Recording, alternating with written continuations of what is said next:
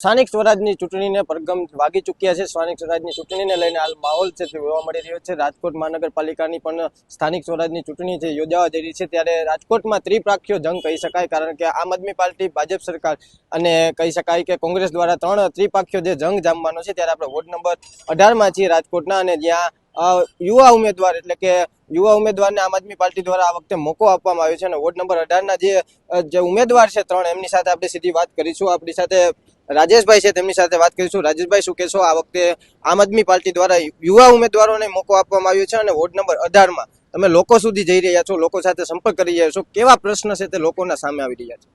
પ્રશ્નની વાત કરીએ તો પ્રશ્ન તો ઘણા બધા છે, પણ જે અત્યારે પ્રાથમિક સુવિધાઓ છે, જેમ કે રોડ, રસ્તા, પાણી, ભૂગર્ભ, સફાઈ, ત્યાં લોકોને ઘણી બધી સમસ્યાઓ છે અને વારંવાર રજૂઆત કરવા છતાં, વારંવાર ત્યાં જઈને ઉગ્ર વિરોધ કરવા છતાં પણ એ સમસ્યાનો નિકાલ નથી થતો। હમણાં તમે જોયું હશે ડીઆઈ લાઇનનું કામ ચાલુ થયું છે, તો ડીઆઈ લાઇનની અંદર જે રોડ ખોદી ગયા છે, એ રોડની ઉપર પથ્થરો મૂકી ગયા છે, જે મોટા મોટા પાણાઓ છે એમને એમ જ છે। 3 મહિના થયા, ઘણી બધી રજૂઆત કરવા છતાં પણ એની ઉપર કાંઈ પેચવર્ક કે મેટલિંગ કામ થયું નથી।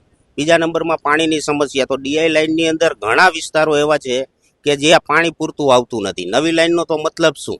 બીજા નંબરમાં ઘણી સોસાયટીઓ એવી છે કે જ્યાં હાલની તારીખની અંદર રામેશ્વર ગોલ્ડ જેવી સોસાયટી છે, હાલની તારીખની અંદર ટેન્કરો દ્વારા પાણી આવે છે। તો આ શેનો વિકાસ છે? જનતાઓ અત્યારે પરિવર્તન માંગે છે, કામની રાજનીતિ કરવા વાળા લોકોને અત્યારે જનતા ચૂંટવા માંગે છે, અને ઈમાનદાર લોકો સત્તામાં આવીને કામ કરે એવી લોકોની અપેક્ષા છે। લોકોને અમારા પ્રત્યે ખૂબ જ પ્રતિસાદ મળી રહ્યો છે, અને આવનારા સમયની અંદર ચોક્કસ આમ આદમી પાર્ટીની 4 પેનલ વોર્ડ નંબર 18માંથી નીકળશે। શું લાગે, લોકો સાથે તમે વાતચીત કરી રહ્યા છો, લોકોને મળો છો, લોકોનો પ્રતિસાદ તમારા પ્રત્યે કેવો હોય? લોકોનો ખૂબ સારો પ્રતિસાદ છે। લોકો હાલની તારીખની અંદર બદલાવ લાવવા માંગે છે, અને કામની રાજનીતિ કરવા વાળા લોકો, શિક્ષિત ભણેલા ગણેલા લોકોને સત્તામાં બેસાડવા માંગે છે।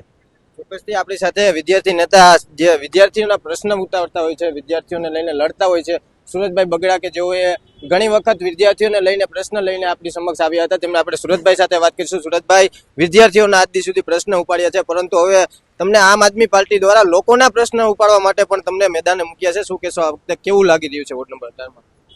વોર્ડ નંબર 18ની વાત કરીએ તો જ્યારે આમ આદમી પાર્ટીએ મને નાની વયે એક ઉમેદવાર બનાવ્યો હોય તે બદલ હું આમ આદમી પાર્ટીનો પણ ખૂબ ખૂબ આભાર માનું છું। ત્યારે અમારે પાર્ટીની એ પોલિસી જ છે કે યુવાનો, શિક્ષિત લોકોને આગળ કરી અને તેવા લોકોને જ આપણે ઉમેદવાર બનાવીએ। ત્યારે વાત કરું વોર્ડ નંબર 18ની, તો આજે અમે છેલ્લા 5 મહિનાથી આ ગ્રાઉન્ડ ઉપર છીએ, તો ગ્રાઉન્ડમાં અમે લોકોને મળીએ છીએ, તો લોકોનો એક જ પ્રતિસાદ મળે છે કે અહીં કોઈ પણ જાતના કામ થયા નથી। આ વિસ્તાર જો 12 વર્ષથી કોર્પોરેશન વિસ્તારમાં ભેડ્યો હોય, ત્યારે 2015માં કોંગ્રેસની પેનલ આવી હતી, તે બાદ ભાજપની પેનલ અહીંયા છે, ત્યારે વિસ્તારના લોકોને આપણે પૂછીએ છીએ કે તમે કોર્પોરેટરોને ઓળખો છો, તો ઘણી જગ્યાએ લગભગ 90% ઉપર જગ્યાએ કોઈ કોર્પોરેટરના નામ પણ એક પણ કોર્પોરેટરના બોલી શકતા નથી। એનું એક જ કારણ છે કે કોર્પોરેટરો ક્યારેય પબ્લિકની વચ્ચે જઈને ઊભા રહ્યા નથી। વિસ્તારની વાત કરીએ તો વિસ્તારની અંદર એક પણ સોસાયટી એવી નથી કે જ્યાં પ્રશ્ન નહીં હોય। આ ચૂંટણી જે આરએમસીની આવે છે, પ્રાથમિક સુવિધા આપવાની ચૂંટણી હોય, તો લોકોને જ્યારે પ્રાથમિક સુવિધા જ જો કોર્પોરેશન અને કોર્પોરેટરો ન આપી શકે તો વેરો શા માટે લે છે? તો વેરો લે છે તો પ્રાથમિક સુવિધા શું લેવા નથી આપતા? પ્રાથમિક સુવિધાની વાત કરીએ તો સારા રોડ છે, પીવાનું પાણી છે, ભૂગર્ભ છે, સ્ટ્રીટ લાઇટ છે। આજે તમને વાત કરું તો વિસ્તારના અમારે છેલ્લે જે વોર્ડમાં આવે તો શીતળાધાર વિસ્તાર છે, નાગબાઈ પરાને ત્યાં છે, તો ત્યાં હજી સુધી સ્ટ્રીટ લાઇટની પણ એટલી બધી સમસ્યા છે કે સ્ટ્રીટ લાઇટ પણ હજી સુધી નાખવામાં આવેલ નથી। ત્યાં પીવાનું પાણી રહ્યું એ ટેન્કર દ્વારા આવે છે, એ પણ એકાત્રે આવે છે। લોકોની તમે ત્યાં જાઓ એટલે લાઈનો લાગેલી હોય કે પીવાના પાણી માટે વાસણ લઈને બધા બહેનોને ઊભા હોય। ત્યારે આ સિવાયની વાત કરીએ તો ડીઆઈ લાઇનની જે આપણે રાજેશભાઈ વાત કરી કે 6-8 મહિના પહેલા ડીઆઈ લાઇન નાખવા આવ્યા હતા, એ ખોદી ગયા, ત્યાં લાઇન નાખી, બરોબર, તે હજી આજ દિવસ સુધી ત્યાં ડામર કરવામાં નથી આવ્યું, અને એ ડીઆઈ લાઇન નાખવાના હિસાબે જે એની ઉપરથી ભારે વાહનો આવેલા, જેના લીધે જે ભૂગર્ભની જે લાઈનો હતી ને એ તૂટી અને બોરના પાણી સાથે ભળી ગઈ। આજે ઘણી સોસાયટીની અંદર એ મોટો પ્રશ્ન છે કે બોરના પાણીની અંદર ભૂગર્ભનું પાણી આવે, મિક્સ થઈ ગયું છે।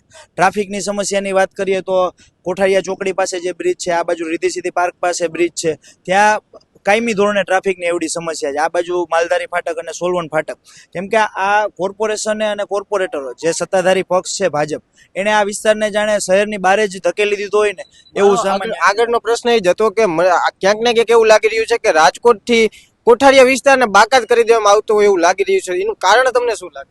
એનું કારણ એ જ કે આમાં દાનતનો ક્યાંક ને ક્યાંક સરકારનો અભાવ હોય, અને ખાસ કરીને જ્યારે હવે એમને ખબર પડી ગઈ હોય કે ભાઈ કોંગ્રેસને ચૂંટી હતી આ લોકોએ, પછી ભાજપને ચૂંટી તો કામ નથી કર્યા, તો હવે પબ્લિક અહીંથી ચૂંટવાની નથી. અને ખાસ તો જે વિકાસમાં બાકી રાખી દીધો હોય, તો વિકાસ તો માત્ર આ લોકોનો કાગળ ઉપર જ છે.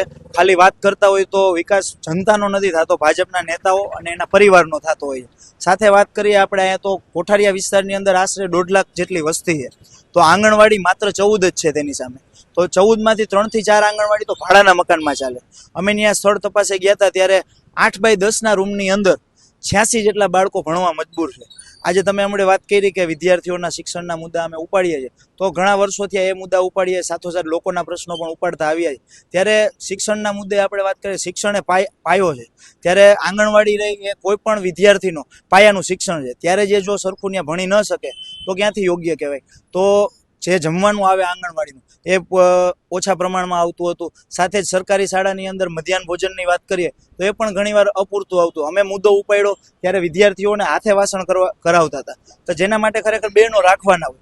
તો આજે અમને ગર્વ છે કે અમે ચૂંટાયા નથી, તેમ છતાં જો પબ્લિક માટે આટલું કામ કરી શકીએ છીએ, તો જો પબ્લિક અમને એક મોકો આપશે તો 90% લઈને 95% સુધીના પ્રશ્નો અમે 1 થી 1.5 વર્ષની અંદર પૂરા કરશું. સુરેશભાઈ, પબ્લિક તમને મોકો આપશે. અત્યારે ભાજપના કોર્પોરેશન તમે કીધું કે કોઈ ઓળખતું નથી, જે વિસ્તારમાં જાય છે નામે નથી ખબર, પરંતુ તમને ચૂંટાઈ જશો તો પબ્લિક હું તમારા વિસ્તારના લોકો તમને ઓળખશે નામથી. પહેલા તો અમે એ જ કહીશું, ખરેખર મત આપો ને ત્યારે ઓળખીને મત આપો.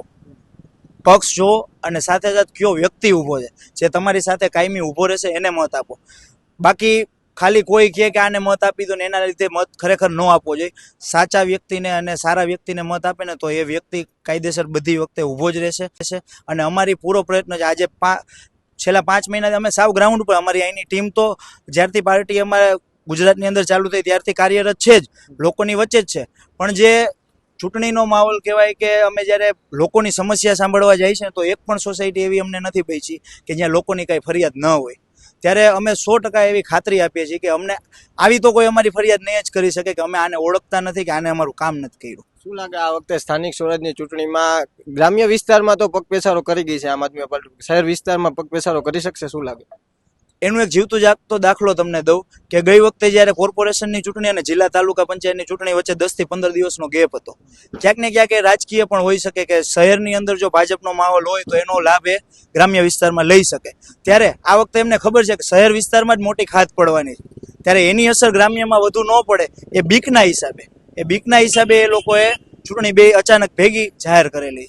અને ખાસ તો જે અત્યારે જે ક્રાઇસિસ ચાલે છે કે એલપીજી ગેસ ના હોય કે એ બધા, તો એનો પણ એક મુદ્દો છે કે એના લીધે સત્તા પક્ષને વધુ નુકસાન ન જાય એટલે તાત્કાલિક ધોરણે ચૂંટણી આ રીતના જાહેર કરેલી. ચોક્કસથી આપણી સાથે મહિલા ઉમેદવાર છે, જે મહિલા ઉમેદવારને પસંદ કરવામાં આવે છે વોર્ડ નંબર 18માં સોનલબેન, તેમની સાથે વાત કરીશું. સોનલબેન, શું કહેશો? આપણે શેરીએ તમે જાઓ છો, લોકોને મળો છો, ખાસ કરીને મહિલાઓને લઈને કેવા પ્રશ્ન તમને સામે આવે? મહિલાઓને લઈને તો ઘણા પ્રશ્નો છે ભાઈ, જે સોલ્વ જ નથી થતા, કે અનેકો વાર રજૂઆત કરવા છતાં કોઈ એનો પ્રશ્નનો ઉકેલ નથી આવતો. અને જે વોર્ડ ઓફિસે હોય તો ત્યાં પણ કોઈનો જવાબ નથી આવતો. પછી કોર્પોરેટરની ઓફિસે જાય પણ ત્યાં કોઈ જવાબ નથી આવતો. એમ કહે છે કે 2 દિવસ પછી થઈ જશે કામ. પછી કોઈ સરકારી કામ લાગતા હોય તો ત્યાં પણ તેને નોંધો કરે છે તો પણ એમ કહે છે કે ના થઈ જશે કામ. પણ અંતે જે લોકો થાકીને હાર માની લે છે અને ફરી ફરિયાદ કરતા નથી. 2-3 વાર ફરિયાદ કરવા છતાં કાંઈ કામ ન પૂરા થતા હોય તો અંતે લોકો થાકીને બેસી જાય છે. ખાસ કરીને મહિલાઓને એટલે પાણીને લઈને સમસ્યા વધારે હોય છે, અને ખાસ વધારે પૂરતો સમય મહિલાઓને પાણીને લઈને હોય છે. એટલે તો તમે શું કહેશો, મહિલાઓને અત્યારે પાણીને લઈને કેવી સમસ્યા છે તમારા વિસ્તારમાં? પાણીને લઈને તો બહુ સમસ્યા છે કે જ્યારે જે પાણી ખોલે છે ત્યારે તો કોઈ ટાઈમ જ નથી ફિક્સ હોતો. ક્યારેક 5 વાગે સવારના આવે તો ક્યારેક 3 વાગે સવારના આવે, અને એ ટાઈમ નક્કી નથી હોતો કે 10 મિનિટ આવે કે 20 મિનિટ આવે, કે સારું પાણી આવે કે ગંદુ પાણી આવે, કે ધીમું આવે કે ફાસ્ટ આવે. આ બધા પ્રોબ્લેમ લેડીઝ માટે તો છે જ. અને ખાસ કરીને કચરાના જે છે એ પણ લેડીઝના જ પ્રોબ્લેમ છે. પછી કચરાવાળી ગાડી આવે છે તો તેની ઘરેથી નથી ઉઠાવતા, એ પણ પ્રોબ્લેમ છે લેડીઝોનો. અને જે વારવાવાળા સાફકર્મીઓ બધા આવે છે, સાફ કરવાવાળા, તે પણ વ્યવસ્થિત સાફ નથી કરતા. તેની પણ રજૂઆત વારંવાર કરવા છતાં પણ તે સાફ સફાઈ કર્મીઓ છે એ વ્યવસ્થિત સાફ નથી કરતા. અંતે લોકો થાકીને પછી હાર માની લે છે. ચોક્કસથી વાત કરવામાં વોર્ડ નંબર 18 ના વિસ્તારના જ્યાં ઉમેદવારો છે આમ આદમી પાર્ટી દ્વારા લોકો સાથે સંપર્ક કરી રહ્યા છે, લોકોને મળી રહ્યા છે, ત્યારે લોકો દ્વારા પ્રતિસાદ સારો એવો મળી રહ્યો છે. અને જે શહેરી વિસ્તારમાં એટલે જે પ્રાથમિક સુવિધાઓ હોય છે, રોડ રસ્તા અને પાણીની જે સુવિધાઓ હોય છે, તે પાણીની સુવિધાઓ પણ કોઠારિયા વિસ્તારના જે કહી શકાય કે રાજકોટથી બાકાત કરી ગયેલો વિસ્તાર કહી શકાય, કોઠારિયા વિસ્તારમાં અને ટ્રાફિકની સમસ્યા ચારે તરફ જોવા મળી રહી છે. એટલે કે હવે આગામી સમયમાં લોકો શું કરે છે, લોકોનો પ્રતિસાદ કેવો રહે છે, લોકો પુનરાવર્તન કરે છે કે પરિવર્તન, તે જોવાનું અતિ મહત્વનું રહેશે. કેમેરા પર્સન રાજેશ જોશી સાથે Pradeep Pathak, BS9 TV news, Rajkot.